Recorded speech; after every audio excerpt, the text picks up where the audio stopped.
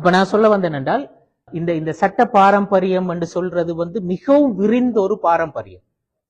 அது ஏன் இப்படி பல மதுஹபுகள் எல்லாம் தோற்றம் பெற்றன என்று சொன்னா, நாங்க சொல்ற அந்த ஃபிக்ஹ் என்று சொல்ற அந்த கான்செப்ட்ல இருக்கிற அந்த விசாலமான தன்மை தான் எனக்கு காரணம்.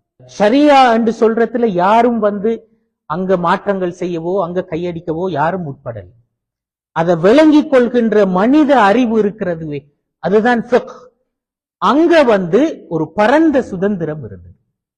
அந்த வகையில மனித அறிவு அதை விளங்கிக் கொள்வதற்கு ஏற்ப பல வித்தியாசமான அணுகுமுறைகள் தோன்றின. அப்ப உண்மையிலே நாங்க மதுஹபுகள் என்று சொல்றது என்ன என்றால், ஒரு குறிப்பிட்ட விஷயத்துல குர்ஆன் என்ன சொல்கிறது, ஹதீஸ் என்ன சொல்கிறது என்பதை புரிந்து கொண்ட பல்வேறு வித்தியாசப்பட்ட நிலைப்பாடுகளை தான் நாங்க சொல்றோம் மதுஹப் என்று சொல்லி.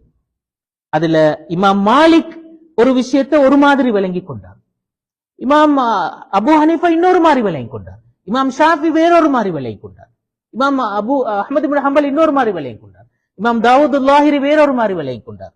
அதே மாதிரி அந்த இபாலியா மதுஹபை சேர்ந்த இன்னொரு மாதிரி விளங்கி கொண்டார். இப்படி ஒவ்வொருத்தரும் வித்தியாசமாக விளங்கி கொண்டிருக்கிறார்கள். அந்த வகையில நாங்க இந்த சட்டத்துறைக்குள்ளால் இவ்வளோ அந்த மதுஹபுகள் தோன்றினதனுடைய அந்த பின்புலத்தை பார்க்கிற நேரத்தில் இந்த விசாலமான அந்த நெகிழ்ந்து கொடுக்கின்ற அந்த போக்கு இருந்ததுதான் அதற்கான காரணமாக இருந்திருக்கிறது.